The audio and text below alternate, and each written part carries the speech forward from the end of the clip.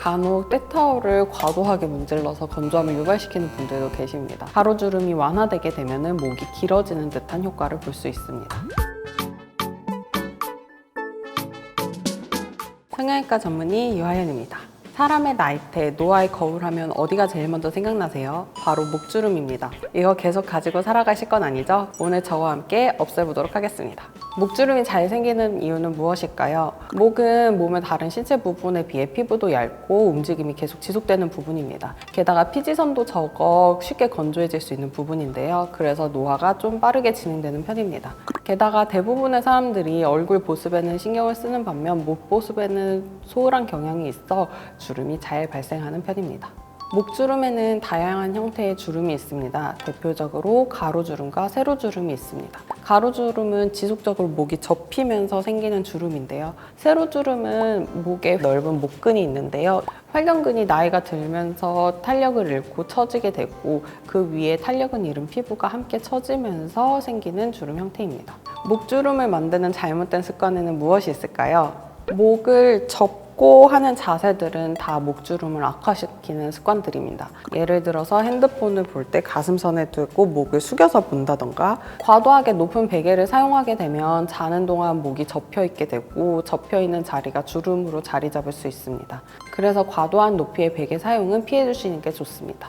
목은 피부도 얇은 데다가 피지샘이 적어 매우 건조한 부분인데요. 간혹 때타올을 과도하게 문질러서 건조함을 유발시키는 분들도 계십니다. 과도하게 때타올을 사용하시는 경우에는 목주름을 악화시키실 수 있습니다.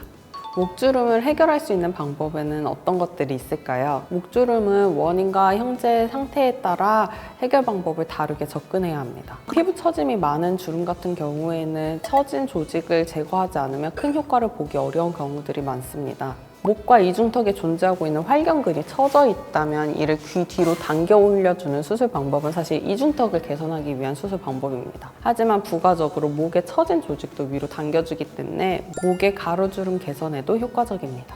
세로주름은 활경근이 처지고 그 위에 있는 피부가 탄력이 떨어지면서 보이는 노화의 한 형태입니다. 처진 피부를 잘라내면서 위로 당겨주는 것이 복합되어야 충분한 효과를 보실 수 있습니다. 간혹 살이 없으신 분들 중에는 목의 안쪽에 두 개의 밴드 형태의 이중턱이 발생을 하는 경우가 있는데요. 이거는 활경근이 처지면서 내측의 경계가 피부에 비쳐 보이는 거라고 할 수 있습니다.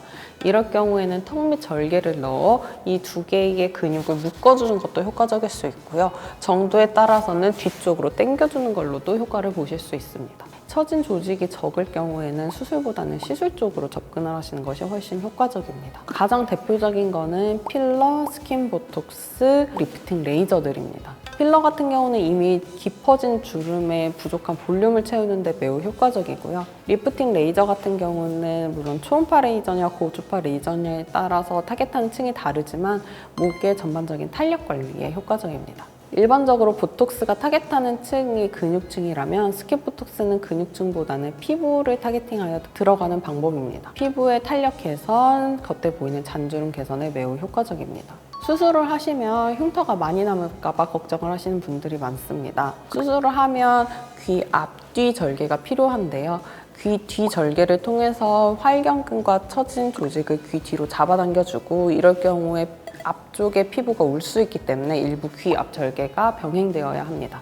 귀 뒷부분은 사실 귀가 뒤로 누워있고 머리카락에 많이 가려지는 부분이기 때문에 흉터에 대해서 크게 걱정은 안 하셔도 되고요. 귀 앞부분 같은 경우에는 흉터가 성숙되기 전까지는 눈에 조금 띌 수는 있으나 흉터가 성숙되고 나면은 눈에 많이 띄지는 않는 부분입니다. 턱 밑 절개 같은 경우는 턱 아래 주름지는 부분으로 절개가 들어가게 되는데요. 사실 자세에 의해서 많이 노출되는 부분이 아니기 때문에 크게 걱정 안 하셔도 됩니다. 목주름을 거상술로 교정하게 되면 목이 길어진다는 이야기가 있는데요. 사실 정확하게 얘기하면 길어진다기보다는 길어 보이는 효과가 있습니다. 우리가 가로 스트라이프 셔츠를 입으면 짧아 보이듯이 가로 목주름은 목을 짧아 보이게 하는 효과가 있습니다. 가로주름이 완화되게 되면 목이 길어지는 듯한 효과를 볼 수 있습니다. 이중턱 처짐이 목 아래까지 내려오는 경우에는 이중턱 처짐이 개선됨으로써 목 시작점이 높아 보이게 되고요. 그로 인해서 목 길이가 개선되는 듯한 효과를 볼 수 있습니다. 세로주름을 없애면 목이 짧아 보이는 거 아니에요? 세로주름은 되게 노화에 의한 거기 때문에 되게 나이 들어 보이는 인상을 주게 되거든요. 그래서 세로주름이 없어진다고 사실 짧아 보이지는 않고 더 어린 느낌을 주기 때문에 길이에 이렇게 눈에 많이 띄지는 않습니다.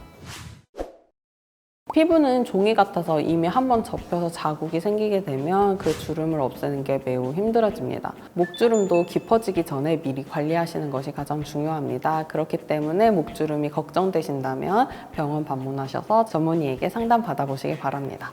오늘 내용이 도움되셨다면 좋댓 고알 부탁드립니다.